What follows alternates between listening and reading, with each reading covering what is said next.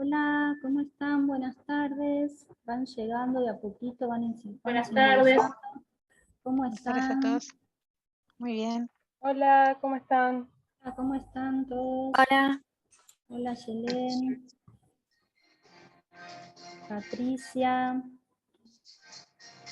Si quieren abrir un minuto las cámaras, así les... Hola, buenas tardes. Florencia, lo que sí, saludan y lo que vamos a hacer hoy, si bien vamos a participar igual que el lunes anterior, el lunes pasado que estuvo muy lindo, escuchar todas sus voces, una vez que hablan, nos silenciamos, ¿no? Porque después estaba viendo si no lo hago yo, ¿no? Pero, porque si no en el registro de la clase, después se interfiere la imagen, ¿sí? Así que, en principio eso, no hay problema en que abran los micrófonos. Hola Oriana, ¿cómo estás? Hola a todos, ahí por el chat. Que abran los micrófonos para participar, que es algo que a mí me gusta mucho y me parece que los implica mucho más en el taller, en la dinámica del taller. Pero bueno, como que después tengan en cuenta silenciar los micrófonos, ¿sí? Porque todos tenemos nuestros sonidos de ambiente que muchas veces interfieren. Leonora, buenas tardes. Bueno, ¿cómo están? Espero que hayan tenido una buena semana. Ahí van saludando también en el chat, ahí Gabriel, muy bien. En principio, bueno, les agradezco por la primera clase, porque la verdad que para mí fue muy linda, me gustó mucho compartir el tema con ustedes, iniciar el taller, es el primer taller que doy en la UNAM, y bueno, les quería comentar por un lado, ¿no? Que la word cloud, la nube de palabras que fuimos haciendo en la primera clase, bueno, finalmente eh, la finalizamos. Estoy acá compartiendo el aula virtual, porque lo que hice en la semana, digamos, fue generar una imagen, ¿no? No sabía cómo hacerla como para plasmarla directamente, pero bueno, digamos que pegué la imagen. Ustedes vieron, como hice yo, van a actividad, nube de palabras. Bueno, abajo está Word Cloud, que es el arte, ¿no? En ese documento ustedes lo pueden ver, digamos, el resultado final. Ahora se los voy a mostrar un poco para compartirlo, pero... A ver. Ustedes ahora no están viendo la Word Cloud, ¿no? Porque claro, como que se abrió sobre el... Lo voy a dejar de compartir. Voy a compartir de nuevo, aquí lo pueden ver. La imagen la terminé pegando en un Word, como ven, que no es lo ideal, no fue como mi parte más tecnológica esta, pero necesitaba hacerlo como para que ustedes por lo menos pudieran visualizar las distintas respuestas, ¿no? Participaciones. En total fueron 31 participaciones que hubo. Está bueno, como que todos los que Hola, estén... profe. Hola, Sofi, ¿cómo Hola, estás? tenía una consulta porque Sí, yo participé de la actividad, mandé, pero no, o sea, solamente me puso como que estaba registrado, pero no sé si llegó, si llega, había hay que que confiar. guardarlo. No, hay que confiar en la página, funciona en general muy bien, y cuando uno ya incorpora las respuestas, las va incorporando en la nube de palabras. Cuando uno, digamos, desde el enlace, desde la página menti.com, ahí la nube está todo el tiempo moviéndose, no sé si la pudieron ver eso, bueno, está bueno. En este caso yo lo que hice fue sacar esa foto, ir agregando un poquito más, pero bueno, un poco como tienen que estar todas sus respuestas, sus aportes, ¿no? Porque también la idea, las actividades que les voy a presentar son actividades sobre todo abiertas, que los impulsen a expresarse.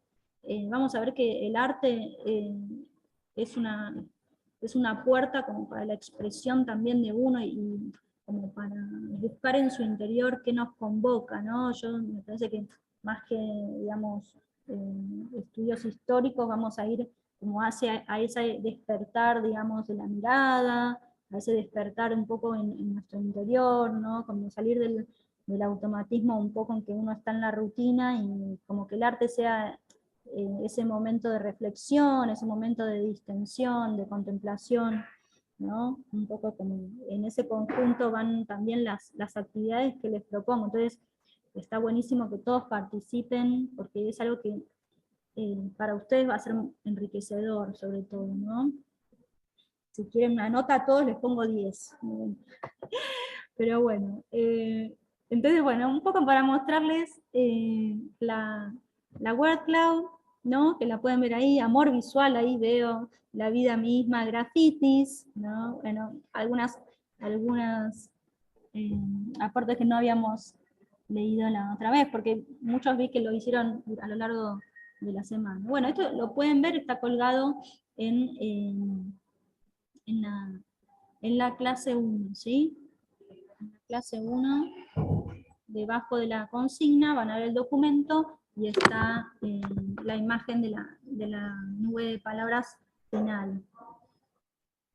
Ah, ahí Analía me pone, estaba mirando las imágenes, sí, yo ya voy subiendo todo y ya me chusmean toda la clase. Estaba mirando las imágenes del Drive, no todas se pueden ver, sí, eso lo estuve, algunas quieren ser descargadas, es cierto, las quise volver a subir para que, no sucediera eso, y lo que pasa es las voy a tener que volver a bajar en otro formato, porque están muy pesadas, las bajé en alta, y por eso no las pude hacer en un PowerPoint, porque estaban tan pesadas que el PowerPoint tampoco me admitía incorporarlas, pero bueno, hoy las vamos a ver porque yo las tengo en mi computadora y las vamos a visualizar desde ahí, y son 2 o 3 imágenes que no se pueden ver de las 16 que están en el Drive. Ahora, ya que estoy, lo vemos así ya ustedes visualizan todo el material que hay en el campus. Entré 5 minutos antes de la clase igual, ¿eh? No hay problema. O sea, no es que lo vi hace 5 minutos antes de que me admitieras al Zoom. No hay problema. Estoy haciendo esto. Vieron, bueno, ahí estaba acá,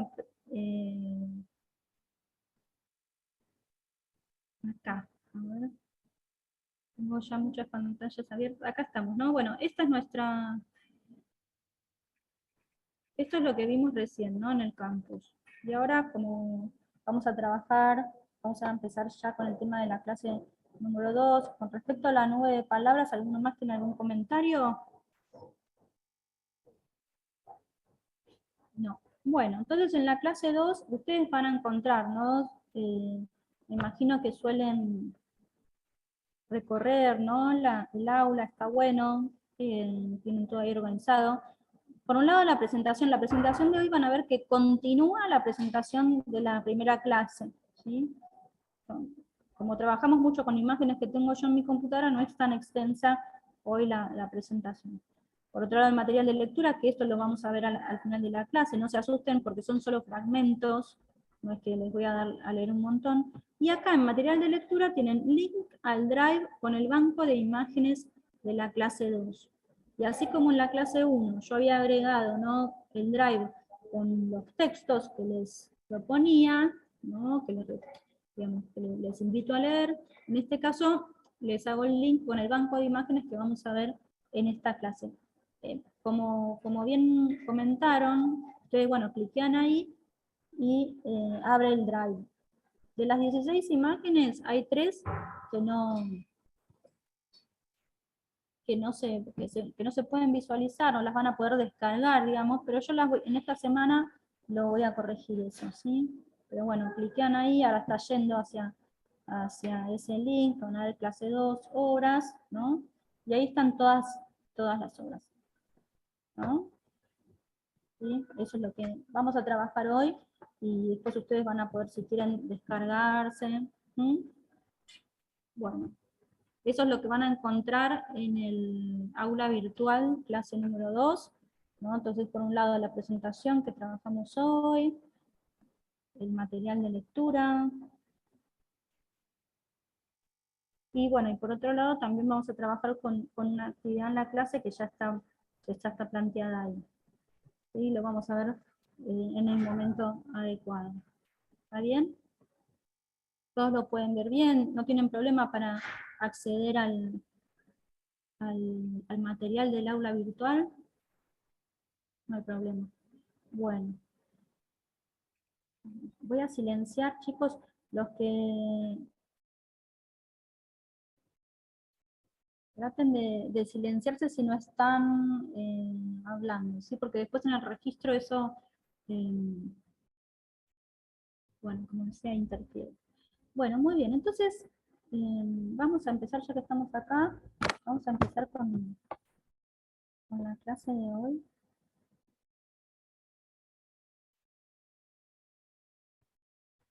Ven que voy a es la misma presentación que vimos, ahora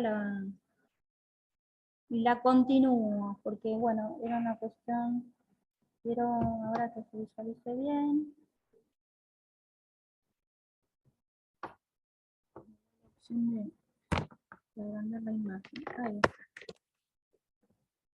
Bueno, ahí pueden visualizar, vemos, esta es la presentación de esta clase, ¿no? Como siempre.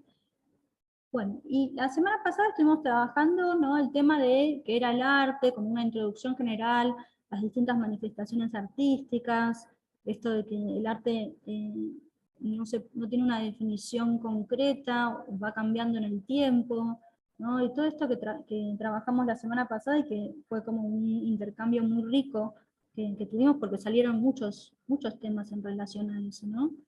Bueno, en este caso la idea de este súper recorrido que estamos haciendo es trabajar sobre la idea de lo clásico, ¿sí? Entonces, un poco como para traerlo más a la forma de comunicación actual, mi idea era como pensarlo como los clásicos de los clásicos del arte, ¿no? Que en realidad, ¿viste? Si uno piensa, ¿no? en los clásicos en general, ¿no? Es un concepto que lo utilizamos hoy en día para muchos ámbitos, ¿no? Como es un clásico, ¿no? Y entonces, en ese concepto de es un clásico, vamos también a abarcar un montón de ideas que muchas veces no tienen que ver solo con lo temporal, ¿no? Porque en el arte va a estar ligado como a una cronología, ¿sí? Específica, ¿no? En general lo pensamos como el arte antiguo, Grecia, Roma, la cultura grecorlatina, ¿no? Pero vamos a ver que lo clásico ya es un concepto que atraviesa un poco todos los tiempos, ¿no?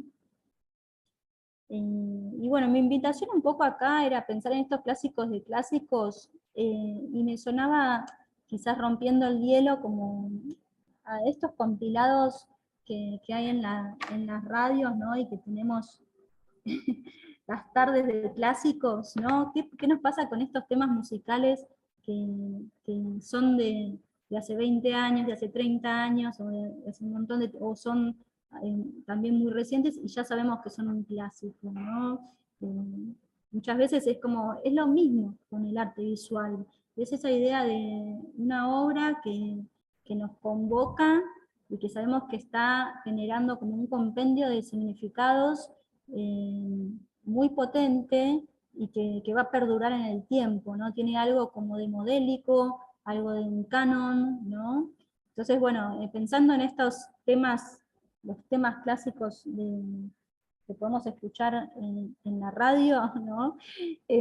Hoy vamos a trabajar un poco desde la cultura visual, los clásicos de los clásicos. Esas pinturas, o les digo pinturas porque básicamente hoy vamos a trabajar mucho sobre el arte plástico, pero esas obras de arte que las tenemos en nuestro acervo cultural, sepamos o no de arte, seamos especialistas o no, digamos, cualquiera que las tenemos ya de nuestra cultura, de nacer en Argentina, en esta época, digamos, en el mundo occidental, sabemos que de alguna manera esas obras las conocemos, ¿no? Bueno, entonces vamos a ver un poco eso.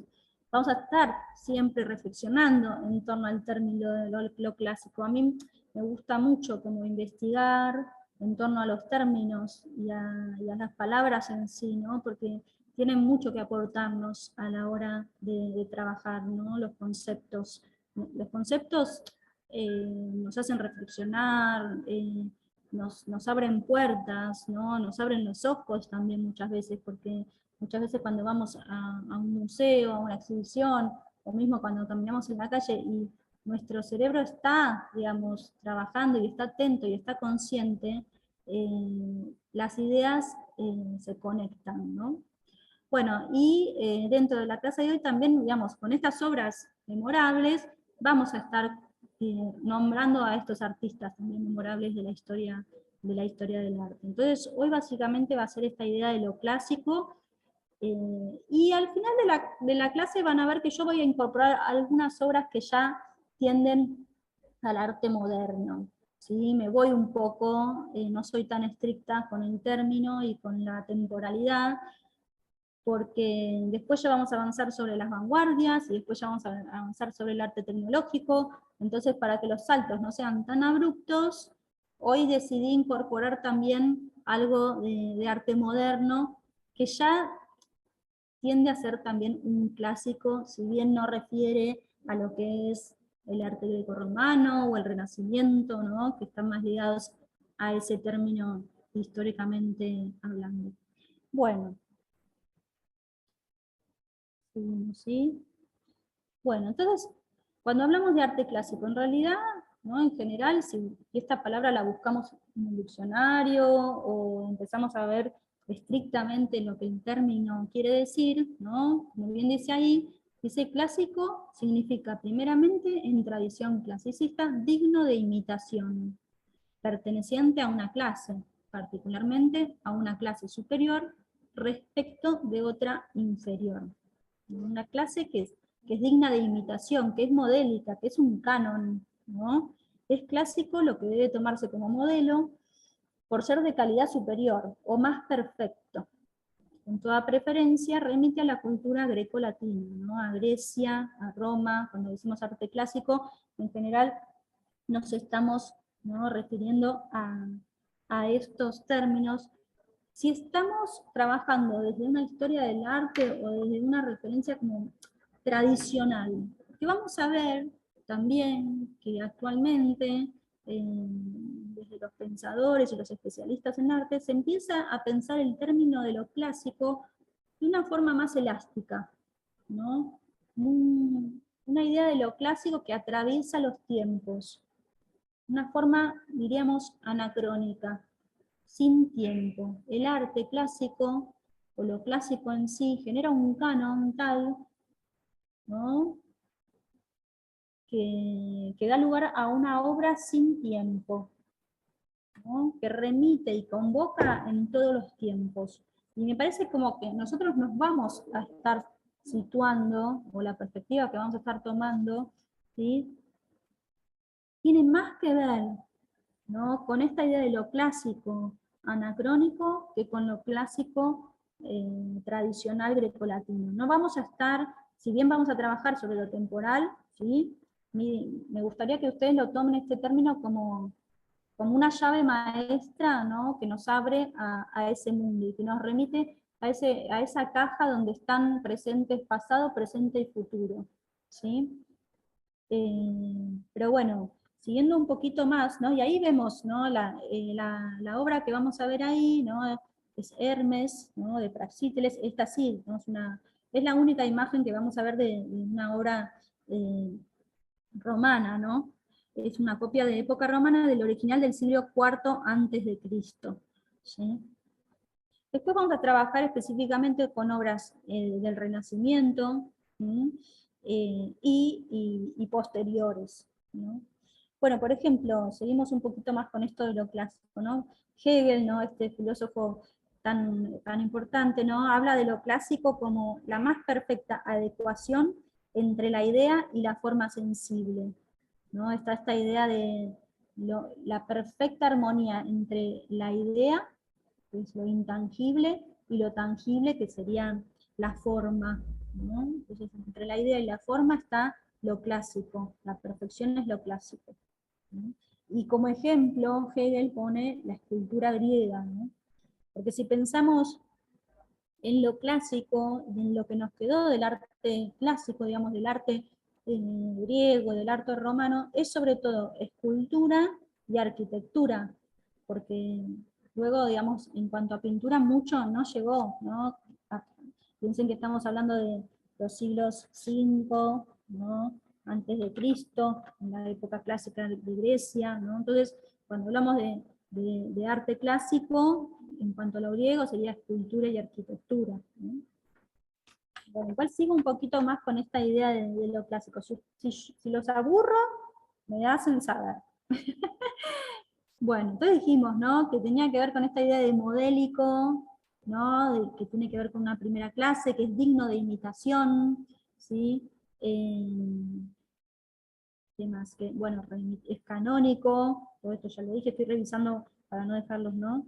Y este concepto, lo que tiene de interesante es que asocia por un lado los aspectos históricos y por otro lado aspectos abstractos y normativos, es decir, formales, ¿no? Entonces tiene que ver con una temporalidad y también con esta cuestión formal de composición de la obra. Entonces no posee una determinación estable, ¿no? Es un concepto como el de arte que va fluctuando. ¿Mm? Bueno, y el término se empezó a utilizar, ¿en qué época les parece que salió lo clásico? ¿Ya los griegos hablaban de su arte como arte clásico? ¿No fue durante el Renacimiento? Sí, totalmente. Fue durante el Renacimiento, ¿no? Que surgió el término de lo clásico, y también, ¿no? En la cultura del humanismo, que es el siglo V, siglo XV, perdón, y siglo XVI, ¿no? Entonces, en ese afán, ¿no? De poner al hombre en el centro y de valorizar las acciones humanas en relación a las acciones terrenales, en relación un poco en contraposición a la Edad Media, ¿no? Se revaloriza toda la antigüedad clásica, ¿no? Y ahí se empieza a utilizar este término de la antigüedad clásica, la Grecia clásica, la Roma clásica, ¿no? Que remitían a las épocas de siglo V antes de Cristo, en la Roma clásica sería siglo II antes de Cristo al segundo siglo después de Cristo, ¿no? Bueno, y después, por ejemplo, en realidad nosotros hablamos de arte clásico y hablamos de escultura y de arquitectura, pero un arte que fue muy, muy importante en la época antigua fue el teatro, ¿no? El teatro que incorporaba, por un lado, las voces de los poetas, ¿no? Y entonces tenemos el teatro griego, ¿no? El teatro griego con la tragedia y la comedia, que han sido cánones, que siguen siendo influyentes en la actualidad, ¿no? Así como pasa en el arte plástico, ¿no? Tenemos los teatros, los dramaturgos griegos tradicionales, clásicos, ¿no? Sófocles, Esquilo, ¿no? Aristófanes, bueno, son obras que siempre son revisitadas, ¿no? Tienen esta idea de canon. ¿Y qué pasa también con por ejemplo, podemos hablar también en términos de los usos, ¿no? Del término clásico, ¿no? Hablamos del teatro clásico inglés. ¿Cuál es el teatro clásico inglés para ustedes? ¿Qué autor? Shakespeare, ¿no? Ahí tenemos el teatro clásico inglés, ¿no? Que genera un canon, es modélico. Irónicamente. Irónicamente. Pregunta, ¿Shakespeare no es también contemporáneo al Renacimiento? Porque no me acuerdo bien la época en la que escribió, pero me parece que sí. Sí, tiene que ver con esa época, sí, es contemporáneo. Me gusta abrir así las veo mientras hablan. Shakespeare escribió, por ejemplo, Romeo y Julieta, cuando escribió la obra, la basó en el siglo XIV-XV, si no me equivoco. En Verona en ese siglo, y él estaba 2 siglos después. Bueno, pero sí, es la época donde empieza a surgir, ¿no? Estos cánones Vamos a ver, ¿no? Siglo XVII, ¿no? Siglo XVII, siglo XVIII, ¿no? Bueno, por ejemplo, en Francia, ¿no? En el siglo XVIII, si no me equivoco, yo acá no me anoté los siglos, chicas, entonces puedo errar por un número 2, pero por ejemplo, en Francia también tenemos nuestro teatro clásico, y ahí serían, por ejemplo, Racine, Corneille, Molière, ¿no? Estos nombres que nos llegan, ¿no? como parte de nuestra memoria, nuestra herencia cultural. En España, Lope de Vega, Calderón de la Barca, ¿no? Entonces vemos que también lo clásico es un término que bueno, se va utilizando en el ámbito del arte, en todas las artes, ¿no? Bueno, en realidad este canon se va a utilizar en muchos ámbitos. En el Renacimiento, la pintura clásica, ¿no? Va a ser el ejemplo que vamos a tener, sobre todo, ¿no? Porque la pintura clásica de la época antigua, dijimos, no han llegado muchas, los frescos de Pompeya quizás, ¿no? Bueno, y la pintura clásica del Renacimiento se opone un poco ¿no? al arte moderno. Igualmente hoy vamos a ver algunos ejemplos como para también poder trabajarlos. Pero bueno, me gustaba esta idea, ¿no? De pensar en el arte y la cultura clásica como la herencia cultural de Occidente, ¿no? A la vez es interesante. Sí, Bueno, perdón, termina esta hablando idea y me haces una pregunta, porque está bueno pensar y tener una idea crítica de nuestra herencia cultural, porque muchas veces nosotros tenemos una formación mucho más intensa sobre lo que son la cultura griega, la cultura romana, y el Renacimiento, la cultura de Occidente, digamos, que surge en Europa, y muchas veces no tenemos esa misma intensidad de conocimiento con lo que tiene que ver con nuestras culturas, ¿no? ¿Cuáles son nuestras leyendas, nuestros mitos? ¿No? Como que quizás tenemos que volver un poco a esos orígenes de nuestro territorio, ¿no? Pienso que también pueden ser muy fundamentales, ¿no? Porque es interesante, ¿no? Pensarlo así como el acervo cultural que tenemos muchas veces viene, ¿no? de Grecia y Roma, del Renacimiento, y de estas civilizaciones tan fundamentales, pero bueno, me parece interesante también recuperar las civilizaciones propias de nuestro país. Sí, me querían hacer una pregunta.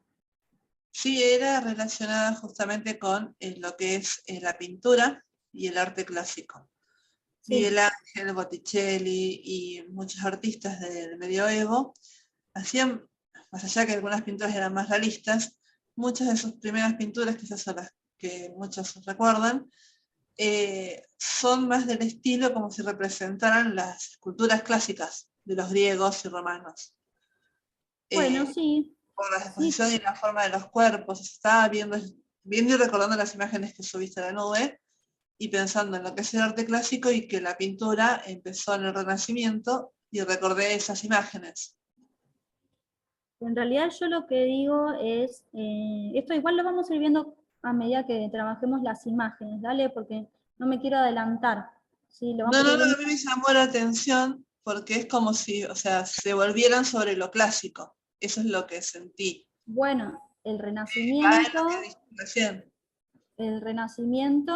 trae, ¿no? Nuevamente la cultura clásica, ¿no? La cultura greco-romana. Claro, por eso entonces la van a usar como va a ser su referente, ¿no? En contraposición a la oscuridad, digamos, de la Edad Media, si se quiere, van a estar, digamos, volviendo un poco a los orígenes de la civilización, retomando los maestros de Grecia y de Roma. ¿Sí? Entonces sí tiene que ver con eso, ese renacer, ¿no? Bueno, muy bien, entonces vamos a empezar ahora a compartir las imágenes. Tengo una consulta que me estuvo surgiendo la duda.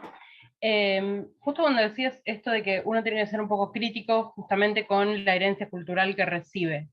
Es por eso también que cuesta tanto hablar, por ejemplo, de piezas de cerámica clásica, cuando uno no se está refiriendo a Roma y Grecia, por ejemplo, porque es muy difícil, por ejemplo, de la cultura Santa María, acá en el norte de Argentina, decir, oh, es Sí. una pieza clásica.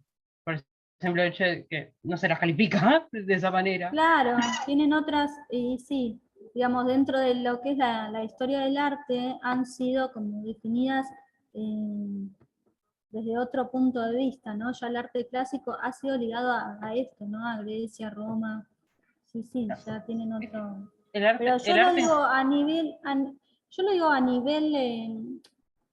nivel mitos, ¿no? Yo en realidad hablo cuando hablo de estos mitos y leyendas, ¿no? Como los mitos y las leyendas, digamos, quizás hoy uno tiene que hacer un poquito más de fuerza para buscar sus propios mitos o los mitos de nuestra propia tierra que los de las civilizaciones más lejanas, ¿no? Eso, en ese sentido era mi comentario, pero bueno, porque es parte de cómo fue planteada la educación, ¿no? Entonces no vamos a entrar en esa discusión ahora, ¿no? Pero era sobre todo como para reflexionar que también estaba armando el acervo de imágenes y decía, son todas imágenes, o sea, me pasaba eso, ¿no? Como que voy a dar una clase de Renacimiento y de lo clásico, y bueno, como que sentía esa idea de, bueno, ¿dónde están nuestras leyendas, no?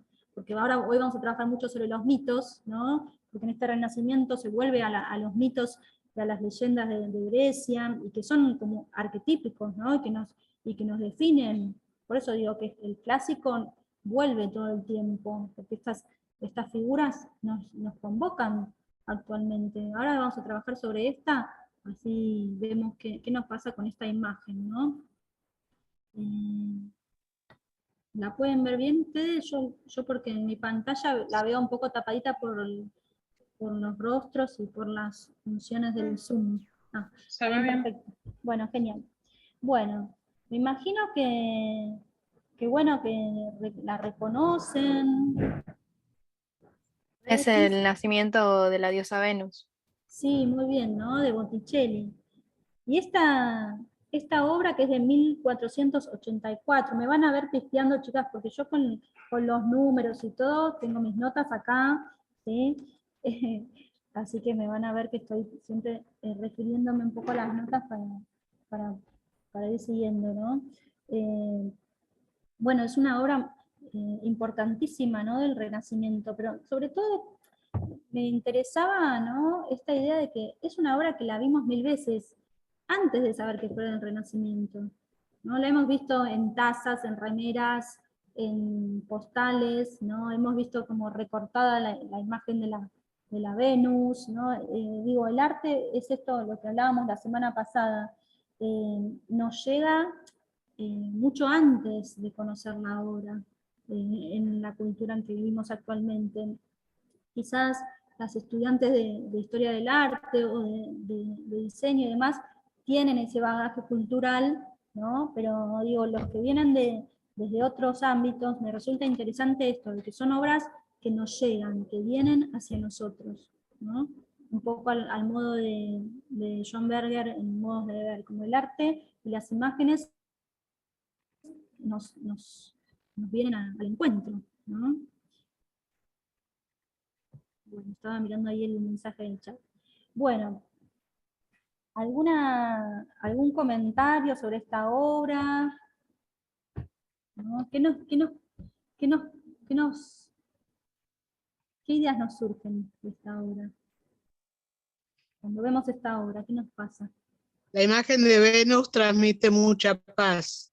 Es muy, tiene mucha cosa en la cara. O sea, el único personaje que tiene algo más de tensión es Céfiro, creo que es el que le está soplando. Sí, muy bien. Sí, el viento, ¿no? Y el brazo sí. del personaje, Sí. pero ella es como que está ahí muy, o sea, así como es de etérea, livianita, está muy bien plantada, muy calma. Nos transmite esa... paz, ¿no? A Sí, vos te sí. transmite paz, Marta, muy bien. Bueno, sí, podemos ver que quizás en el rostro, ¿no? De la Venus de Botticelli como que hay un ideal de belleza clásica y que tiene que ver con esta mirada, ¿no? Tienen los rostros de Botticelli, vamos a ver que tiene esta mirada un poco como ausente, ¿no? Como lánguida, ¿sí? Y que un poco huye del mundo exterior, ¿no? Como que está contemplativa o pensando, digamos, no es una No mirada miras, que nos viene al encuentro, no nos viene al encuentro, ¿no? Nos está mirando a nosotros, está como más allá, ¿sí? Y a la vez es una Venus púdica, ¿no? Tiene esta idea de que no es sensual, ¿no? En este caso Botticelli elige la figura de la mujer, ¿no? Un poco pudorosa, que se tapa las partes sensuales del cuerpo, ¿sí? Sería la Lo que Venus yo púdica. voy viendo A es como ver. que que es una imagen narrativa también, está contando algo, Totalmente. no es Sí, algo totalmente. estático, ¿no? Es una Hay historia. mucho movimiento, ¿no? Es el nacimiento, ¿no? Está contando el nacimiento. Bueno, les leo un poquito como la idea de el nacimiento de Venus, cuál es el mito, ¿no? Porque la leyenda del nacimiento marino de Venus es una de las diosas más importantes de la antigüedad. Está un poco revestida de ciertos detalles un poco truculentos. ¿Por qué digo esto? Porque, bueno, Urano, el cielo, y Gea, la tierra, se aparearon para procrear a los primeros humanos que fueron los titanes, ¿no? Pero uno de sus hijos, Cronos, el tiempo, castró a su padre con una hoz y arrojó sus testículos al mar. De la espuma surgida, ¿no?, del mar, nació Venus, ¿no?, diosa del amor, de la belleza, de la risa y del matrimonio.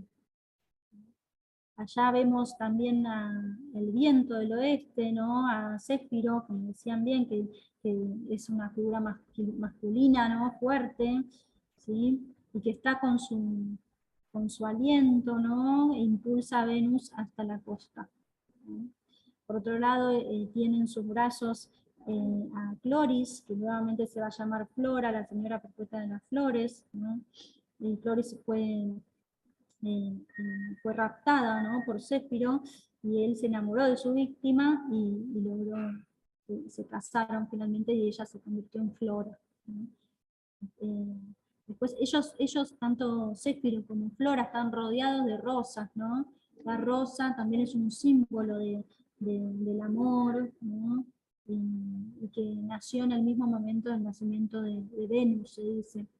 Y las espinas de las rosas, además, también que simbolizan todo el dolor que puede generar también el amor, ¿no? Que puede acarrear el amor. Por otro lado, del lado derecho de la obra, podemos ver a la hora. La hora representa la primavera, ¿no? Entonces ella le está dando la bienvenida, ¿sí? Es una ninfa, ¿no?, que la viene a recibir y encarna la primavera.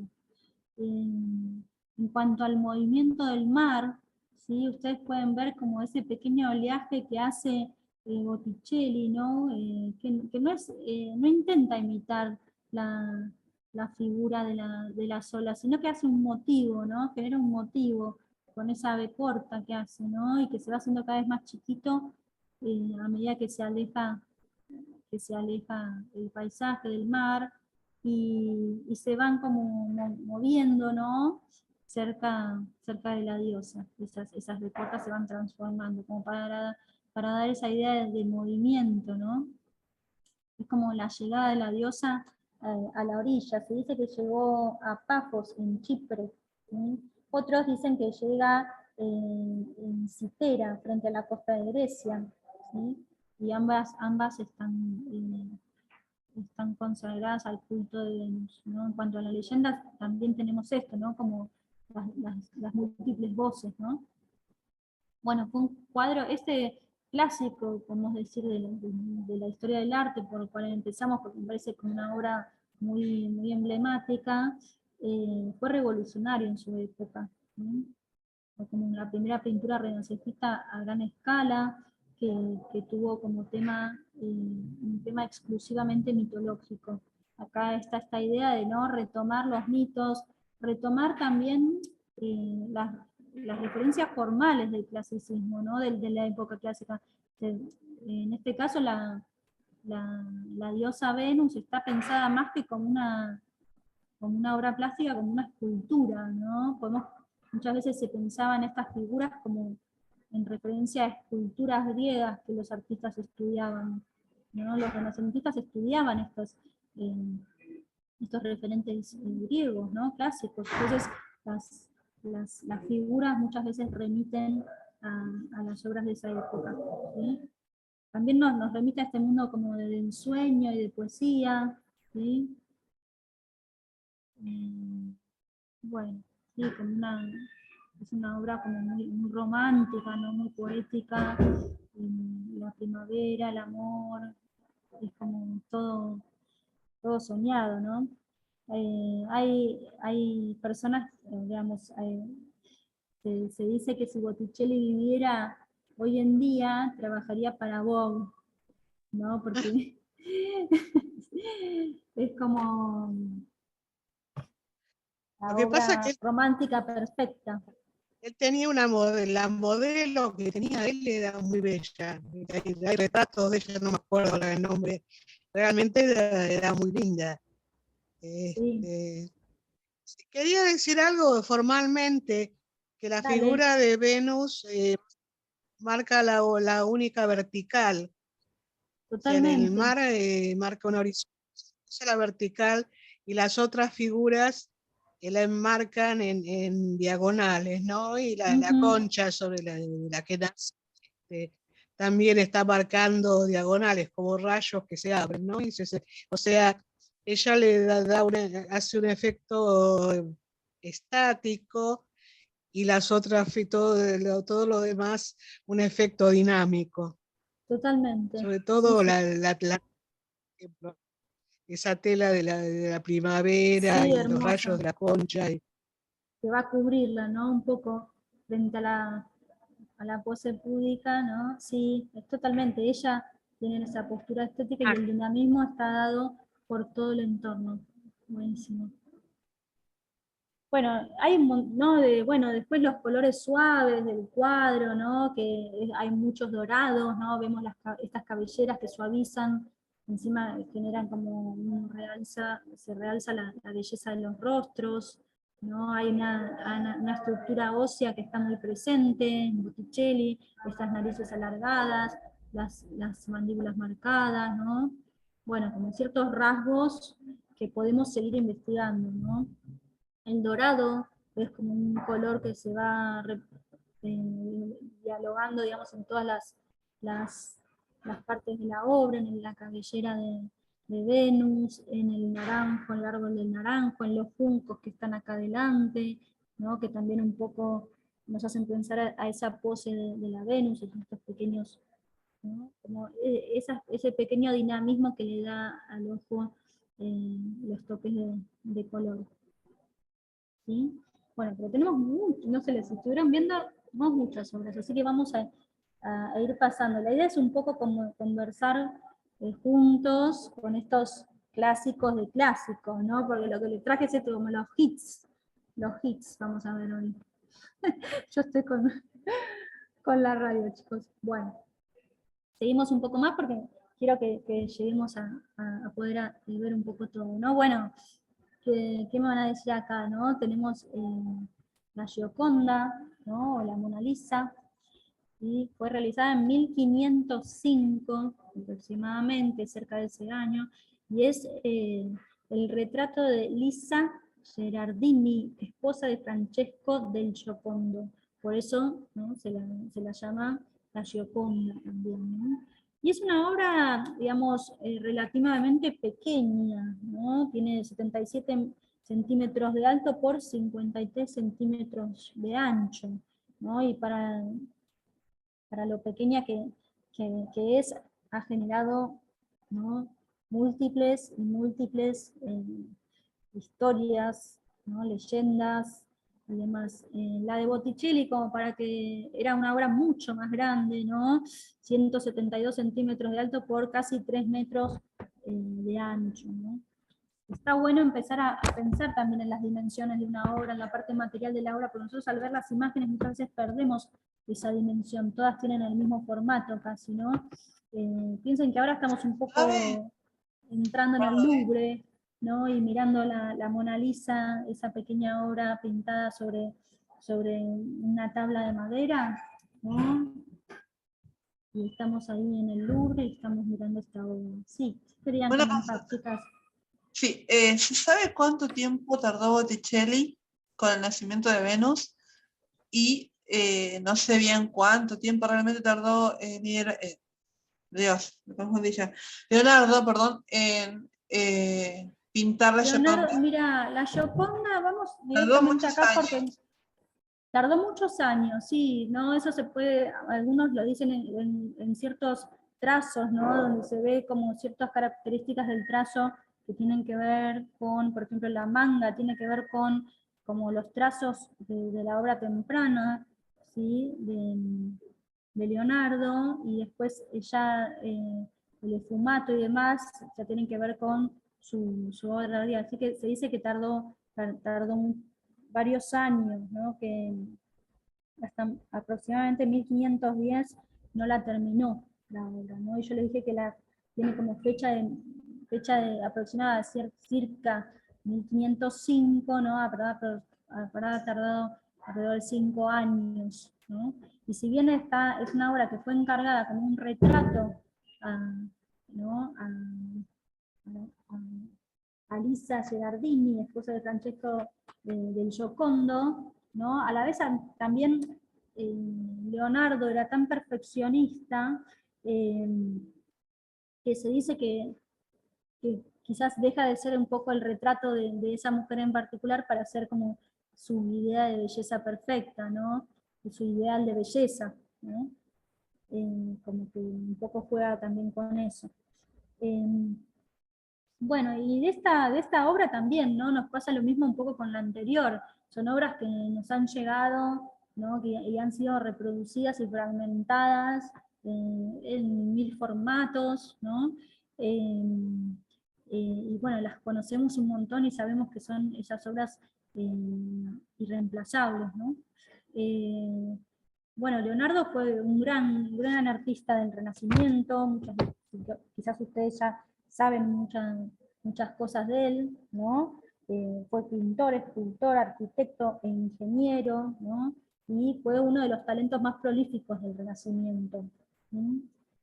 También le pasaba eso, ¿no? Debido a la diversidad de su genio, muchas veces le costaba, ¿no? Terminar sus cuadros, y por eso tardaba tanto, por ejemplo, en terminarlos, ¿no? Y no se sabe si este cuadro está finalmente acabado, ¿no? Hay como todo un misterio en torno a la Gioconda. Entonces no es verdad que estaba enamorada de la Gioconda. Bueno, las historias, ¿no? Las historias con la musa, ¿no? Es infinito eso, ¿no? Vamos a ver las historias de Gas con sus bailarinas, vamos a un montón de información en torno... Según Freud, Leonardo era homosexual. Creo que no hay pintor renacentista que no haya zafado de él era homosexual. No conozco uno que no le hayan dicho, chicos. Me encanta esta sección que se armó así como, ¿qué pasa? Porque claro, la mujer, ¿no? Vimos, primero empecemos a hablar de esto, chicas, somos todas mujeres, a ver si yo los varones no estarían participando, a ver, Shanti, bueno, estoy viendo entre todo el público, sí, hay varones, Horacio, ¿no? Buenas, Bueno. no soy un varón. Perdón, Santi. A verte. Hola, ¿cómo estás? Mira, sí, te había visto. Pero Shanti es un nombre hindú, ¿no es cierto? Sí, ¿Qué no origen tiene género. tu nombre? No tiene Hindú. género. Bueno, está bien. Pero sí te había visto, pero después no te asocié con el nombre. Hindú, re lindo el nombre. Bueno, pero bueno, hay un Horacio, ¿no? Entonces digo, el arte, en realidad, siempre estamos, digamos, la mujer, ¿no? Es otro taller aparte, ¿no? Como la mujer como objeto de representación, ¿no? Y la mujer artista, ¿no? Entonces, en este caso vamos a ver que son todos artistas varones. La historia del arte también fue escrita por los varones, por los artistas varones, ¿no? Como muy a poquito van surgiendo estas artistas mujeres que también estaban, ¿no? Haciendo su arte, ¿no? Entonces, un poco en cuanto a la crítica que decíamos, en cuanto a la selección de las obras muy eurocentristas, también podemos decir eso, ¿no? Como que muchas de las obras que nos llegan de la historia del arte son realizadas por pintores, escultores y demás.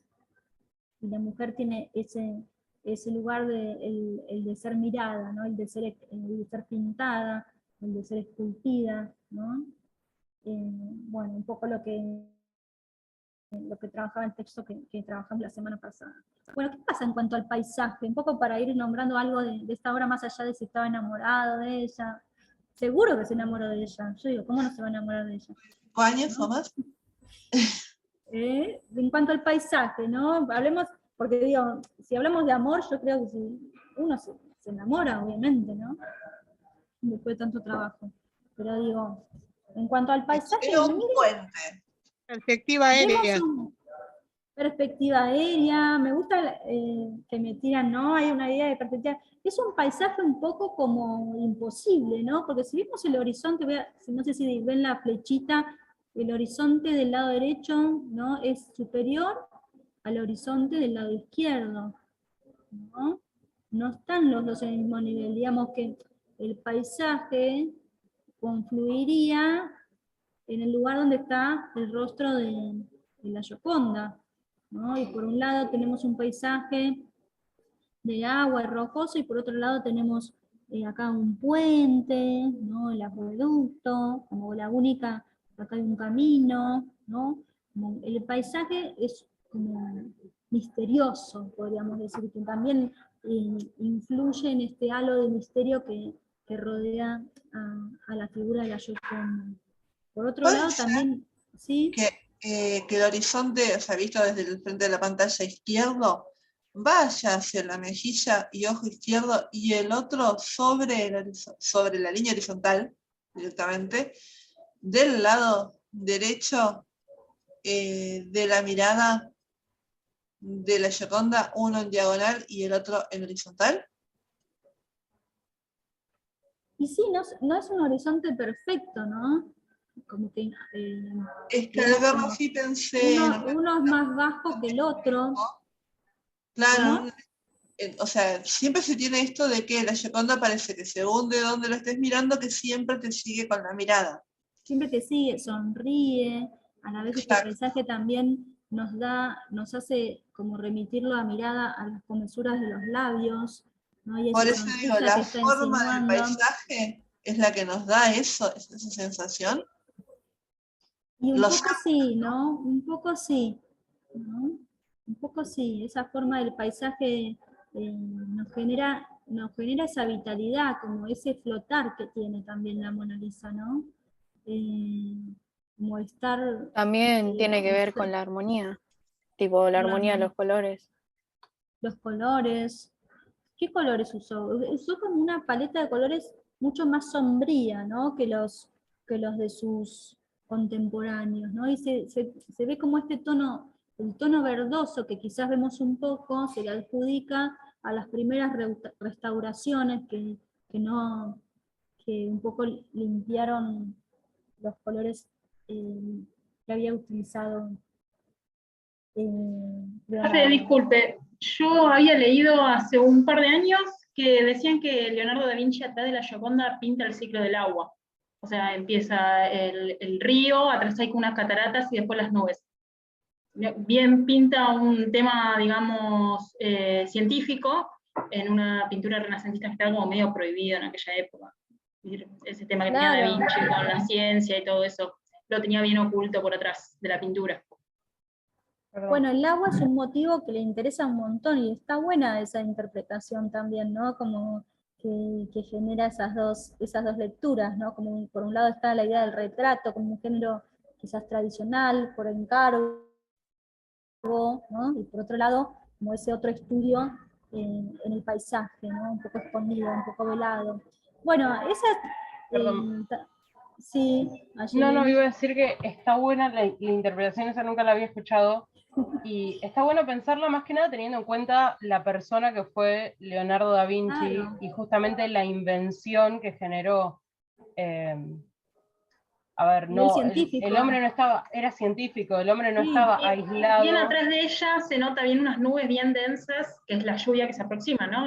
Sí, sí. Sí, Sí, es que por puedes, eso. lo que vos acabas de mencionar, Florencia, está muy bueno.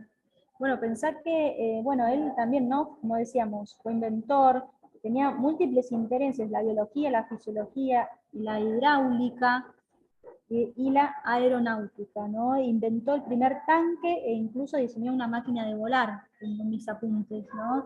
Entonces, bien podría haber hecho su estudio sobre los ciclos del agua en el paisaje que rodea a la Gioconda, ¿no? Bueno, después vemos, en todo este halo misterioso que tiene esta figura están las manos, ¿no? Como esta postura como relajada de las manos, pero a la vez una maestría, ¿no? Vemos en todas estas obras que estamos trabajando como una maestría en el trabajo pictórico del cuerpo humano, ¿no? De las manos. Esta postura también relajada da un poco también en este halo, ¿no? de la... Son muchos dibujos anatómicos. Muchos dibujos, hay mucho estudio anatómico, y como les decía, muchos de estos artistas se pensaban sobre todo escultores, ¿no? Y trabajaban el cuerpo humano desde la escultura y luego lo plasmaban en la pintura a la manera de una escultura. Y también era, si no me equivoco, era parte de uno de los requisitos de la academia a quienes Claro, bueno, podían las acceder, academias, ¿no? entonces es como que necesitaban saber de anatomía. Saberlo, ¿no? para probar la materia, Pero ¿no? no, Claro, estaban las academias, ¿no? si no lo sabés, no entraba, punto. Claro. De anatomía y de matemática también, porque no es la época del auge del número áurico. Totalmente. Es sí. el apogeo de la Sí, sí, perfección matemática en Sí. los cuadros. Sí, bueno, no hablamos de la perspectiva, ¿no? Pero vamos a ver. No, bueno, después en esta obra algo que quiero mencionar antes de pasar, en realidad, bueno, podríamos seguir, ¿no? Pero está el efumato, ¿no? Esta idea de los contornos difuminados, el cabello que se mezcla con los árboles del fondo, y la tela del vestido también, ¿no? Estos contornos Tiene un velo, difusinados. en Gioconda. ¿Tiene? Un velo. Un Esa velo, línea que se ve en la frente es un velo. Sí, tiene un velo. Es Bueno. imperceptible. Sí, ¿no? Transparencia increíble, una maestría, ¿no? Y bueno, y la pose también fue muy como controvertida, la pose de la mujer, ¿no? No vemos una mujer posando artificialmente como estábamos, quizás venía la historia del arte acostumbrado, ¿no? Sino que es una pose relajada, la mirada directa al espectador, ¿no? Hace toda también su magia, ¿no? Bueno, podríamos quedarnos mirando y hablando sobre la Mona Lisa un montón. Pero bueno, quiero hacer quiero hacer este recorrido que tenemos que hacer, que es como los 40, los top 40, chicas. Bueno, el techo de la Capilla Sixtina, ¿no? De Miguel Ángel, habíamos ya la semana pasada visto algo de esta obra como uno de esos clásicos, y traje varios fragmentos, ¿no? Acá es como, el primero tiene que ver con el destierro de Adán, ¿no? La caída y expulsión de Adán y Eva, la serpiente en figura femenina. Está mezclado, es la tentación por un lado y la expulsión por el otro. Claro, sí, es en el mismo fresco, ¿no? Que él toma estos dos episodios de la Génesis, ¿no? Por un lado la tentación, la serpiente alcanzándole la manzana, ¿no? La serpiente tiene tronco y cabeza de mujer, ¿sí? Y por otro lado está San Gabriel expulsándolos ¿no? A un paisaje de yermo, ¿no? Sí, Bueno. más que nada, porque igual es muy interesante porque en los frescos de la Capilla Sixtina, cuando están así entremezclados, resulta que son versículos de la Biblia que literalmente se suceden el uno al otro. Claro. O sea, porque el pecado, cuando comen del fruto prohibido, automáticamente después aparece, creo que San Miguel era. San Gabriel. ¿San Gabriel? Sí, es verdad. A expulsarlos, a indicarles de que ya no son bienvenidos en el jardín del Edén. O sea, es automático, es uno tras del otro. O sea, está muy inteligente de parte de Miguel Ángel. Sí. Bueno, vamos a pasar un poquito. Bueno, acá tenemos los Ignudi alrededor de la creación de Eva, otro, ¿no? de los frescos, ¿no? Porque como un poco para también traer varios fragmentos de esta obra inmensa, ¿no? Esta es la creación de Eva, ¿no? Que la crea a partir de la costilla de Adán, Dios, ¿no? Tenemos a Dios, a Adán durmiendo y a Eva en el momento de su creación. Y los Ignudi son estos personajes que rodean la obra, que un poco la observan, tienen este lugar un poco como de observadores, ¿no? Y que, digamos, dan vuelta la mirada para la obra anterior de la caída, y tienen sus reacciones, ¿no? Particulares cada uno de ellos, pero sobre todo ver estos cuerpos, ¿no? La solidez de estas figuras, bueno, que veníamos hablando. Me llama la atención los En medallones. esta obra es impresionante. Los medallones son gigantes, están sostenidos con unos paños, ¿no? Y que representan escenas del Antiguo Testamento, ¿no? Y también sirven como complemento para las narrativas de los frescos, de los paneles principales. ¿Sí? Sí. Bueno, Miguel Ángel realiza unos 300 dibujos preliminares, ¿no? Que fueron ampliados y convertidos en cartones para hacer los diseños finales trasladados al fresco, ¿no? Al techo. Bueno, y finalmente, ¿no? Tenemos esta obra emblemática, ¿no? Que es la creación de Adán.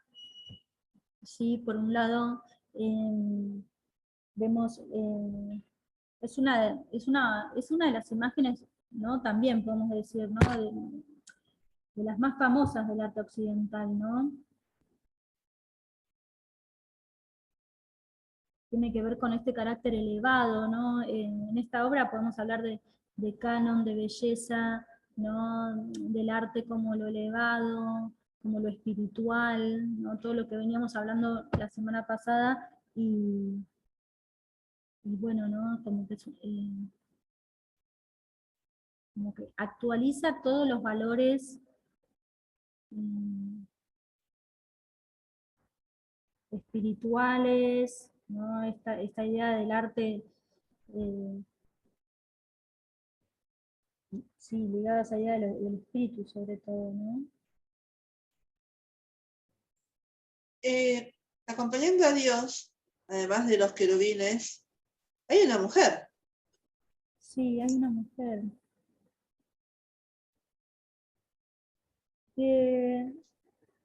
Están los querubines, está la mujer. Bueno, de ella no tengo una información de la figura femenina que acompaña. No sé, podemos investigar. ¿Qué quiso representar el artista? Claro, ¿qué quiso? Sí, bueno, pero también nos pasa eso, ¿no? Como que son obras muy interminables, ¿no? Y bueno, después lo vemos a Dios, a ver si con un rostro muy, no sé, serio, ¿no? Y que con esas manos que se unen en el centro del fresco, ¿no? Generan la armonía del cuadro, sí. Estuve viendo, ahora que había mencionado lo de la mujer esa, y estuve leyendo, estuve buscando, y por consenso general se dice que es Eva, porque Eva en este momento todavía no había sido creada. Mirá. Por consenso general se dice que es Eva, no es que tengamos a Miguel Ángel como para preguntarle, así que... Claro. Bueno, claro, porque las obras siempre quedan un poco abiertas, claro. Claro, porque primero lo crea Adán, es cierto, Sí, lo crea y Adán. después de la Y después, una costilla vez de Adán. dormida, de la costilla de Adán, es la imagen que vimos antes, y es la creación de Eva. Ah, mira, me encanta Ayelén, porque como que siempre venís a responder esas preguntas que yo no sé, que no tengo respuesta. Pero un poco hoy en día yo pienso también en esa construcción, tenemos la enciclopedia de acá, ¿no? Y está buenísimo poder responder esas preguntas así, ¿no? Un poco investigándolas de esa manera. Bueno, una de las frases más famosas de Miguel Ángel, ¿no? No se pinta con las manos, sino con el cerebro, ¿no? Vemos en este caso como el artista genio, ¿no? Podemos pensar, es un poco el arquetipo del artista genio atormentado, que casi nunca estaba satisfecho con su enorme talento, ¿no? Bueno, y es una obra que no, entonces tiene que ver con esta profunda religiosidad, con la antigüedad clásica, ¿no? Tardó más de 4 años en realizar los frescos de la Capilla Sixtina, ¿no? Sin ayuda alguna. ¿Mm? Bueno, y todos los frescos narran la Génesis, ¿no? Bueno, otra obra que también no podemos dejar de trabajar es la Escuela de Atenas, de Rafael, ¿no? La Escuela de Atenas nos trae un poco el mundo de la filosofía, ¿no? Y el Renacimiento también es esto, ¿no? El revalorizar los estudios, la formación, el humanismo, ¿no? El humanismo como el paso del hombre y sus frutos a partir de la educación. Entonces, en esta Escuela de Atenas vamos a ver en el centro, esperen que les quiero decir bien la fecha, porque un poco estamos yendo cronológicamente. Bueno, la Capilla Sixtina la realizó aproximadamente entre 1508 y 1512, y la Escuela de Atenas entre 1509 y 1511. ¿Sí? Tiene de base 7 metros de largo, ¿no? Y bueno, por un poco para ir nombrando los personajes, en el centro aquí tenemos a Platón y Aristóteles, ¿no? Platón está con su dedo, a ver si puedo ampliar un poquito la imagen.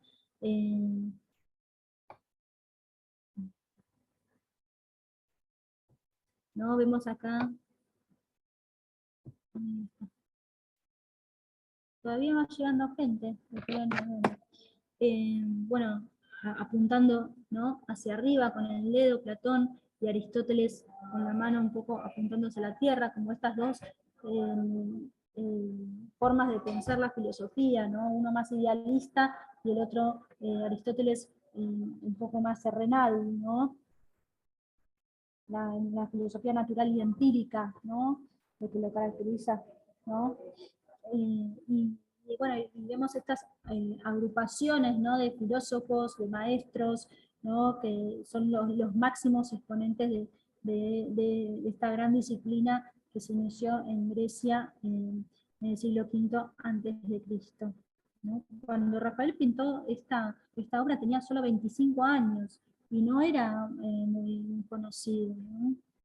Lo tenía a Miguel Ángel al lado, trabajando también en un fresco encargado por el Papa, en el techo de la Capilla Sixtina. Bueno, es una obra que está como dedicada ¿no? a la razón, a la filosofía. Los grupos de las figuras están plasmados y agrupados en armonía, ¿no? La pongo de nuevo como en su tamaño real para que puedan ver esto. Y sobre todo también lo que podemos ver en esta obra, así para ir un poco avanzando, es la perspectiva y la arquitectura, ¿no? Estas grandes ilusiones ópticas que generaron los artistas del Renacimiento, ¿no? Y la perspectiva como esta ilusión de profundidad de un espacio bidimensional, ¿no? A partir de las líneas convergentes, ¿no? Es una obra maestra de la perspectiva de esta obra, ¿no? Tenemos un homenaje a Miguel Ángel, que es esta figura que está acá, que en realidad lo pone como como si fuera Heráclito, ¿no? Este filósofo del 535 a.C., ¿no? Después tenemos, bueno, distintos filósofos van a aparecer, ¿no? También hay un retrato del artista que lo vemos en este pequeño rostro que está mirándonos a nosotros, justo al lado de la arcada. ¿Mm? Bueno, Acá también veo Euclides, o rostros ¿sí? que parecen femeninos.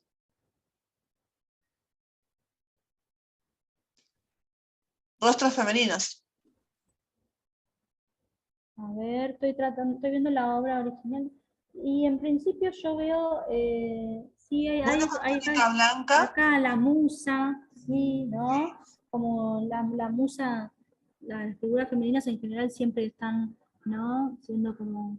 Y no sé si del otro lado, del lado derecho, al azul y acá, rosa, sí, ¿no? y del otro alguna de lado. espaldas, ¿sí? Ciertas licencias, ¿no? Bueno, un poco las licencias poéticas, ¿no? Que se Y el toman. soldado, que me llama más la atención. El matemático griego, acá, ¿no? Este es el dios de la razón.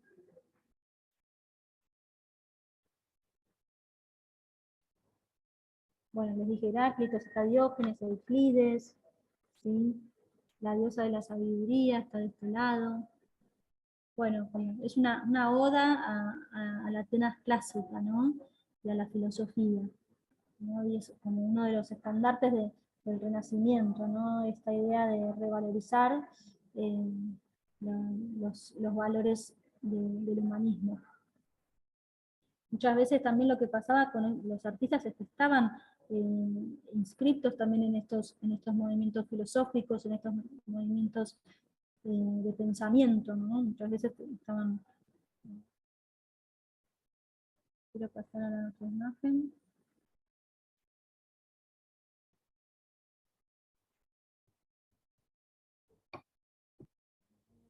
Perdón, acá. Bueno, esta obra es una obra de Tiziano, también seguimos recorriendo las obras clásicas. Bacco y Ariadna es de 1522-1523, ¿sí? Y la traje sobre todo porque, bueno, tiene que ver con estos mitos, estas leyendas que también son actualizados en el Renacimiento, ¿no? En este caso es el momento del enamoramiento, del flechazo entre Ariadna y Baco, ¿sí? Que está rodeado por su séquito, ¿no? Y también vemos una composición de la obra, si pudiéramos generar una diagonal entre el punto inferior izquierdo y el punto superior derecho, y una diagonal, ¿no? Vemos que el centro de una diagonal en los otros extremos, vemos que el centro de la obra está justo en la mano de Baco, ¿no? El dios del vino, o Dioniso, ¿sí? Y entonces, si bien hay un caos, también hay un orden, ¿no? que se está dando, generado por el artista. ¿Sí? Es un caos ordenado, ¿sí? Bueno, ahí vemos a Ariadna, vemos el carro. En general el carro siempre lo llevaba por dos panteras, ¿no? Pero en este caso, como se toma la licencia del artista y pone estos dos guepardos, ¿no? Que a su vez, no sé si lo pueden ver, ellos se están mirando un poco cómplices de estas miradas. ¿Qué otras miradas podemos ver en la obra que hacen como consonancia con la mujer detrás de Baco, sí, que se da cuenta que no le está mirando a ella? Ella, muy bien, bueno, sí, pero a su La vez pandereta ella está mirando a un sátiro. tenemos por un lado acá la mujer que está como la música, ¿no? La música que si pudiéramos escuchar esta obra, habría sonidos, música, cantos, ¿no? Sabemos que es una fiesta, ¿no? Siempre alrededor de Baco, ¿no? Una orgía, ¿no? Y bueno, acá vemos la pandereta, el instrumento, ella está un poco haciendo eco del movimiento de Ariadna, ¿no? Con el brazo levantado, un poco en espejo con la figura de Ariadna. Después tenemos la mujer de blanco, ¿no? Esta Ménade, ¿no? Que está mirando como al sátiro, y con una mirada un poco como... Y atrás, con el burro, ahí, deseante. hablándose al oído. Como, allá está, acá atrás, ¿no? Porque hay muchos elementos, ¿no? Como para ver, tenemos por un lado acá atrás una figura que tiene, a ver si lo agarro un poquito, ¿no? Uno de el portador del vino, tenemos un personaje que lleva en sus hombros una pesada tinaja de vino, ¿no? Como sabemos que Baco, Dionisio es el dios del vino, ¿no? Después vemos acá, por otro lado tenemos el sátiro en éxtasis, ¿no? Es esta figura que está acá adelante es Laoconte. Laoconte había sido descubierto hace poco, ¿no? Había sido redescubierto una estatua romana, ¿no? Del príncipe Laoconte, que había sido muerto por serpientes marinas en esa época. Entonces muchos de los artistas renacentistas lo incorporaban en sus obras, ¿no? A la figura de Laoconte, un poco como en homenaje, ¿no? a la escultura griega, ¿sí? Bueno, la cabeza del venado, del ternero, perdón, ¿no? Nos habla un poco de los ritos, ¿no? De los ritos que tenían que ver con el descuartizamiento, ¿no? De los animales y demás, ¿no? El sileno, que les quería mostrar acá atrás, el sileno, que siempre en general se lo representa como gordo y dormido, borracho, ¿no? Es como el jefe de los sátiros, ¿sí?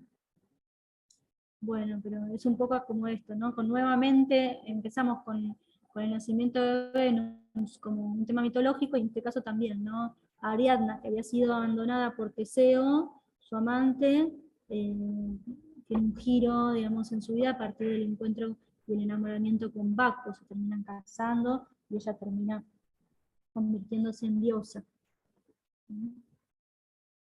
Bueno, nada, esta obra, les quiero decir, está en la National Gallery de Londres. Ahora en este momento estamos en Londres. Estamos en esa primera imagen que habíamos visto en la primera clase, ¿no? Bueno, las Meninas de Velázquez, ¿no? Ahora empezamos a hablar un poco de la reflexión del arte sobre el arte, si quieren, ¿no? Porque, ¿qué podemos ver en esta imagen? A ver, cuéntenme ustedes un poquito. Lo vemos al pintor, ¿no? Ahí en primer plano. Los reyes en el espejo. Los reyes en el espejo, ¿no? Las Meninas pintadas en España. España, sí. No me acuerdo quién es la línea principal de esa infanta, sí. Se me generó una confusión. No te escuché bien.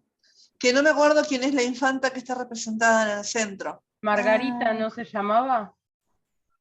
Me parece. A ver, esperen que busco el nombre. Bueno, eso también es un dato que se puede, la infanta Margarita, sí, de 5 años de edad.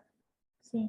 Pero lo interesante, ¿no?, de esta obra es que lo que vemos en realidad no es el cuadro, ¿no?, la obra que está pintando Velázquez, que lo que vemos es el reverso del lienzo, ¿no?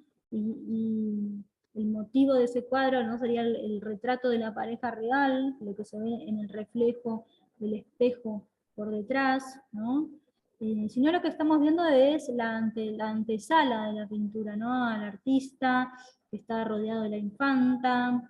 Vemos que es una escena que ya lleva su tiempo, ¿no? Porque vemos que el perro ya ahí está dormido, ¿no? Y cómo van entrando los distintos personajes en la obra, ¿no? Sí, Las Meninas fue una forma de ocultar que quería hacerse un autorretrato.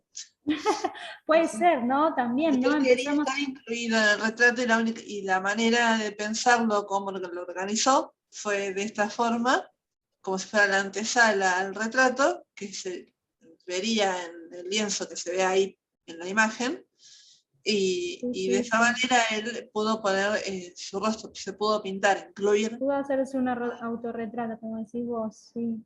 Sí, muy bien puede ser, ¿no?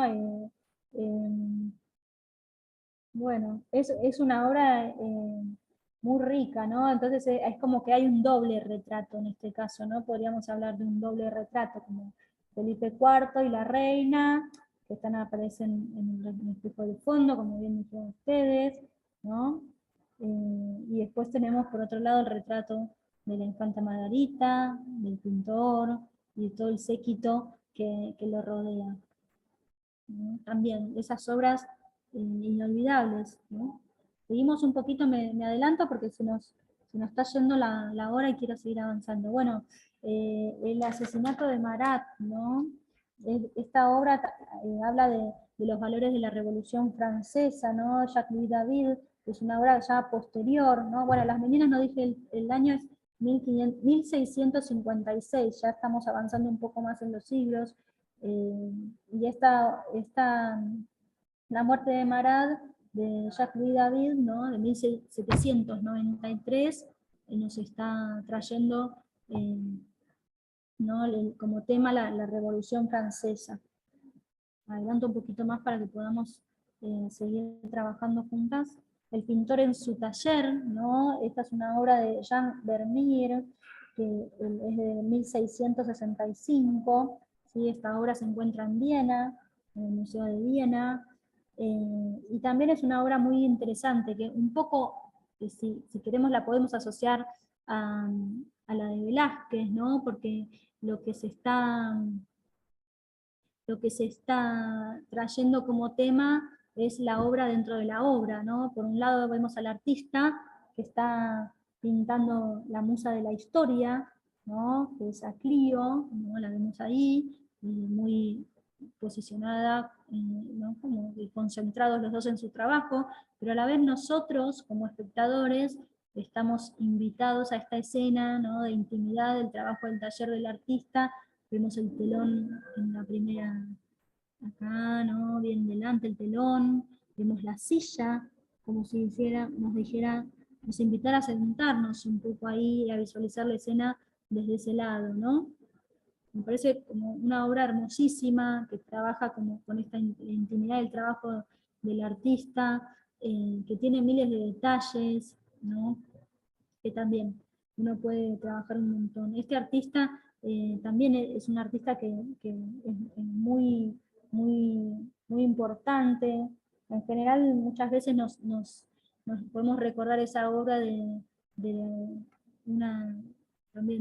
rostro de una mujer que está girada y mirándonos.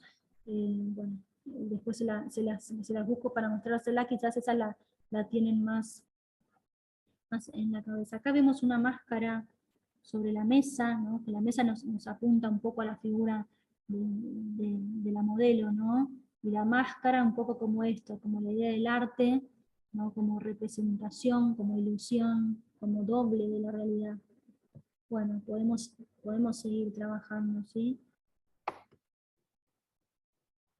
Quizás ahora yo adelanto un poquito porque quiero que lleguemos a estas obras un poquitito más actuales, ¿no? Seguimos un poco más, ¿no? El bar de Folies Bergère, ya tenemos de Edouard Manet, ¿no? 1882. Ya acá podemos decir que nos estamos yendo de este concepto clásico, tradicional, ¿no? Y hablamos de Manet no como un impresionista, porque si bien él fue muchas veces invitado al movimiento, se sentía siempre más ligado a la tradición de la pintura, ¿no? Y había seguido, digamos, siguió buscando su éxito en los salones y lo logró en 1881, ¿no? Tuvo la Legión de Honor finalmente, pero podemos decir que es un precursor de los impresionistas.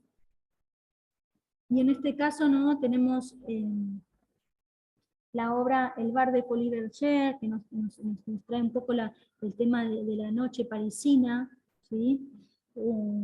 Esta obra se encuentra en Londres también, en el Museo de Londres, Courtyard Institute Galleries, ¿sí?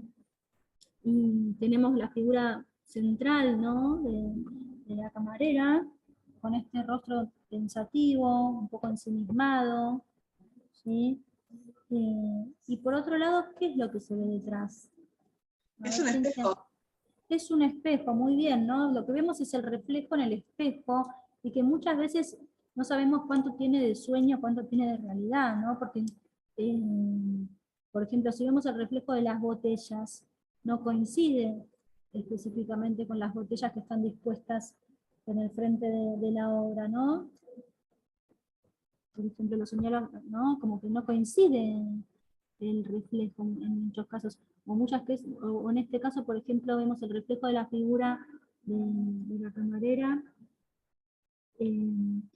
conversando con algún cliente, ¿no? Y también la postura que tiene el reflejo no coincide específicamente con la figura de frente, ¿no? No se corresponden, ¿no? Podríamos decir.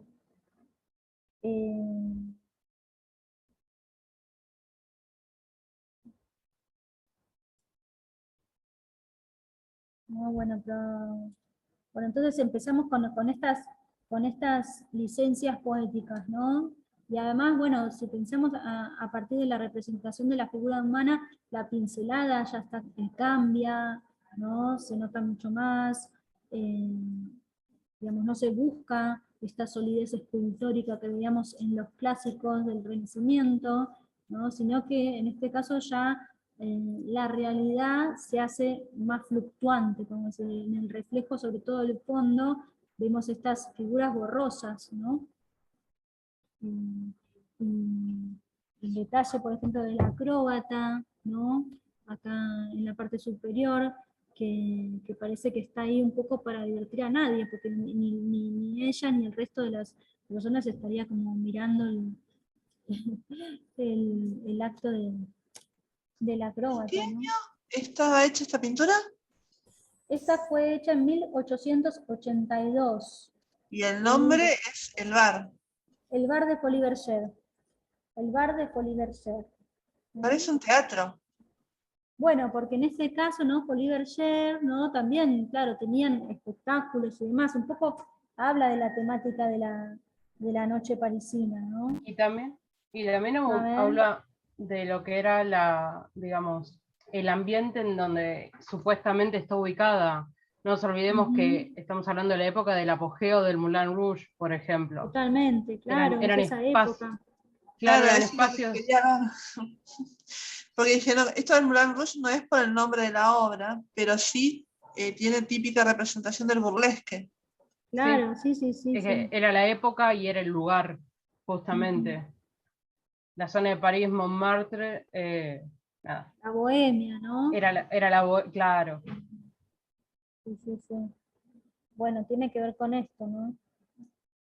Bueno, seguimos un poquito más en este ámbito, ¿no? Bueno, después tenemos Otoño en Argenteuil, este sí que es Claude Monet, este sí que es impresionismo.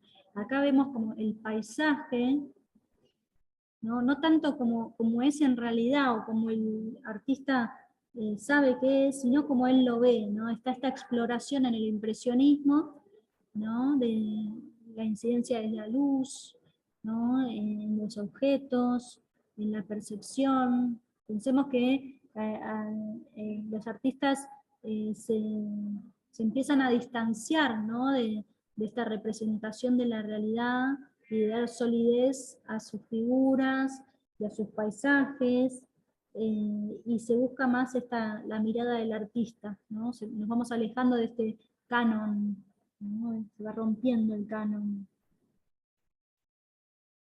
Bueno, los colores,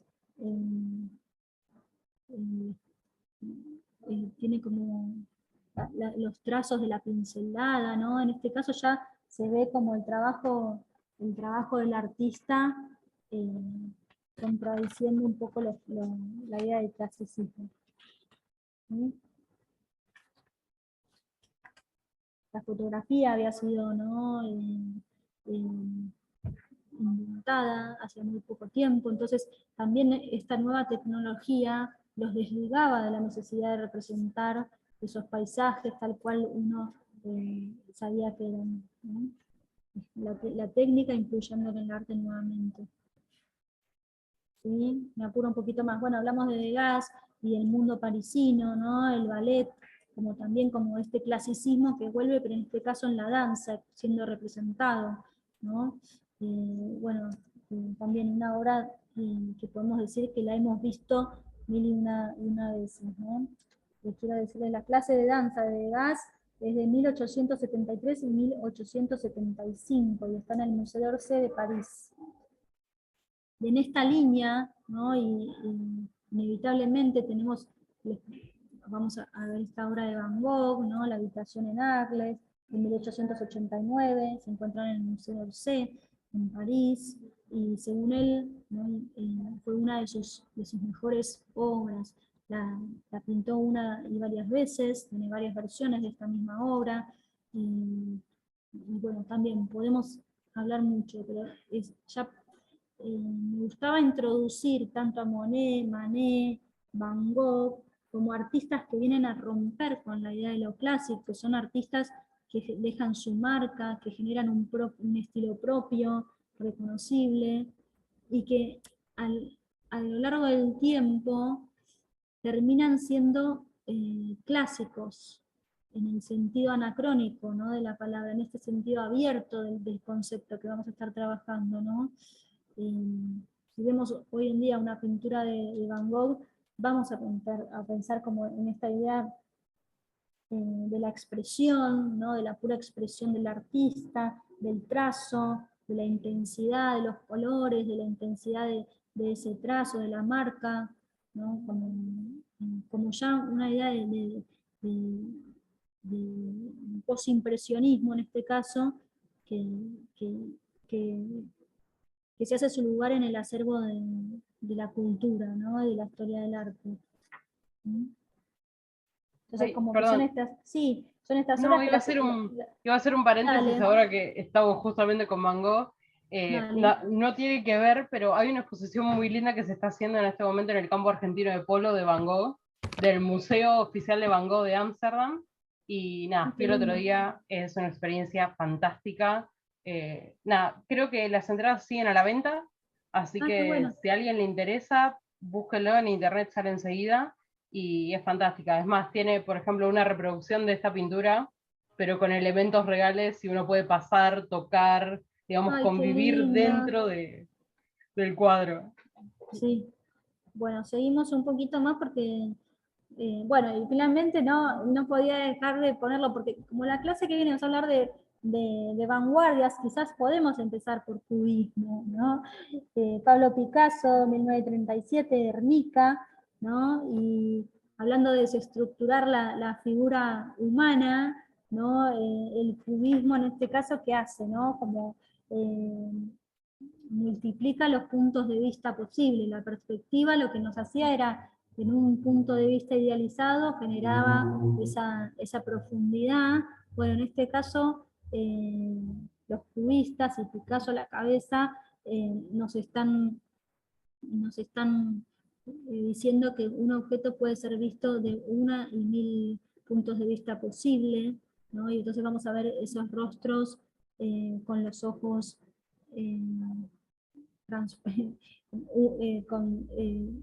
digamos, transpuestos, con esos trastocados, ¿no?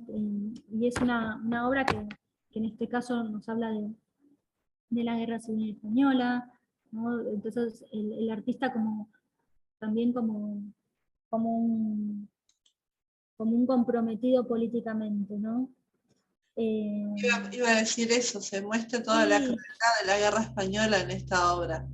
Hay una mano con un cuchillo, un niño muerto en los brazos de su madre, o sea, muchos horrores de esa época. Claro, ¿no? Picasso dice, el arte no es para estar decorando el comedor o el living de tu casa, sino que es un instrumento de guerra ofensiva y defensiva contra el enemigo. Picasso está muy ya veíamos en el Renacimiento, ¿no? Como los artistas, también abogando por el humanismo y este cambio de perspectiva en el pensamiento. Bueno, en este caso tiene que ver con una cuestión política muy fuerte, ¿no? Y cómo el arte también influye en estos otros ámbitos. Se ven todos los horrores de la guerra, ¿no? El caballo, Picasso nombra como el caballo sufriente, es un poco como el pueblo que sufre. El toro muchas veces lo ponen como un rasgo de la brutalidad, pero también de la fuerza. Bueno, las obras en general tienen muchos simbolismos y nos podemos detener en todas un montón. Al querer abarcar este campus tan grande, digamos, no lo podemos hacer, pero a la vez está bueno como el primer impacto que tenemos con la obra y lo que nos genera más allá de todos esos simbolismos, ¿no? El blanco y negro también tiene que ver con esta dureza de querer generar un documento sobre lo que está trabajando, ¿no? Bueno, entonces, sé que quizás nos quedamos con ganas de analizar más, pero bueno, se los dejo. La idea es que ahora trabajemos juntas en estos últimos minutitos que nos quedan. Les comparto. Ahí, un segundito. Quiero volver al campus para que podamos trabajar juntos la actividad. Voy a buscar bien para... Ya está. Ahora lo voy a ver. Entonces quizás lo iniciamos, si no tenemos tanto tiempo, porque se nos fue un poquito larga la clase, les pido disculpas, pero igual vamos a terminar a las 8. Bueno, entonces, en nuestra aula virtual ustedes pueden acceder. Por un lado, les comento breve comentario sobre el material de lectura, ¿no? Para este material, para este material de lectura les propongo un compilado de fragmentos que fue realizado por la Fundación PROA en la exhibición Lo Clásico en el Arte. La clase pasada trabajamos sobre textos enteros, capítulos enteros. En este caso les propongo cierto recorte, ¿no? que se hizo para trabajar lo clásico en el arte en la Fundación PROA, que es una exhibición que van a ver que trabaja lo clásico en esta perspectiva, un poco anacrónica, ¿no? Un poco como cómo lo contemporáneo revisita el arte clásico, y entonces pueden acceder ya sea desde el material de lectura al enlace de todos los fragmentos, o cliqueando en cada uno de ellos. Son párrafos, 2 párrafos, 3 párrafos, que también un poco les abren si quieren investigar más sobre estos textos, así que no se asusten, no es que tienen para leer un montón, sino que serán en total 2 páginas de lectura, pero es muy interesante la perspectiva que trabajan, creo que algo vimos hoy en la clase, espero haberlo dicho. Después tienen por el otro lado el link al banco de imágenes, las que no se ven bien las voy a volver a subir. Y en cuanto a la actividad que les propongo para hoy, ¿no? A la manera de un experto. Quizás lo podemos hacer, quizás lo pueden hacer entre hoy y mañana, ¿no? Ustedes si cliquean en Clásicos Clásicos les va a abrir como el formulario, porque la idea es que tengan para escribir, ¿sí? Les comparto la actividad. Dice, sos parte de una exhibición en un museo, y a la curadora le falta una obra para completar la muestra. ¿Sí? Te propongo elegir un clásico de las artes que haya quedado fuera de la selección, que trabajamos durante la clase, para que integre la exhibición del museo, ¿no? Bueno, cuando ya tengas la obra elegida, por favor, detalla la info de la obra en el cartel de sala. Vas a tener que escribir el cartel de sala, o el epígrafe que acompaña las obras en la sala, ¿sí? Entonces, ¿cuál es la información que vamos a poner? El nombre de la obra, el nombre del autor, del artista, la fecha en que se realizó la obra, los materiales o el formato de la misma, la duración en caso de que sea un registro de una performance, un video, un film, una obra musical, y una breve información de la obra, una breve bio del artista, ¿no? Jugando un poco a que somos parte de una exhibición y que estamos trabajando en el montaje final, nos quedó una hora para colocar. Les propongo que ustedes elijan y sean parte de esta muestra de lo clásico en el arte, un poco jugando, ¿no? Entonces, como yo soy muy nueva en esto del aula virtual, yo entiendo que si uno clique ahí, ustedes entran y pueden... Claro, a mí ya me lo abre porque yo ya lo había abierto, pero les abre, ahí está, les abre esta pantalla, ¿ven? Que tienen las mismas preguntas de guía, y la idea es hacer ese breve cartel, ¿no? La obra, si la quieren compartir en imagen, quizás se podría poner el enlace, ¿no? Acá pueden poner el enlace de la obra si quieren, si no, no es necesario, como que me gusta que un poco jueguen a este rol de programadores, exhibidores, y que elijan una obra que les parezca. En cuanto a la idea de lo clásico, ¿no? De una obra clásica, piensen en esta idea, ¿no? Del clásico no cronológico del grecorromano, sino el clásico anacrónico. Puede ser una obra contemporánea que revisita lo clásico, puede ser, no sé, si les gusta la música, una obra musical, ¿no? Piensen que hoy las exhibiciones están abiertas a todos los diálogos. Puede ser una performance que digan esto es clásico porque, ¿no? Y nos cuentan en una breve descripción de la obra. ¿Sí? ¿Les gusta? ¿Se entienden? ¿Qué les parece? ¿Tienen ganas? ¿Es muy difícil? No. Una consulta. Sí. ¿El artista se puede repetir con los anteriores o no? Se puede repetir, sí, en ese caso es libre la propuesta. Mi idea era como abrir, ¿no? Pero se puede repetir, no hay problema. Si la obra es distinta, no hay problema.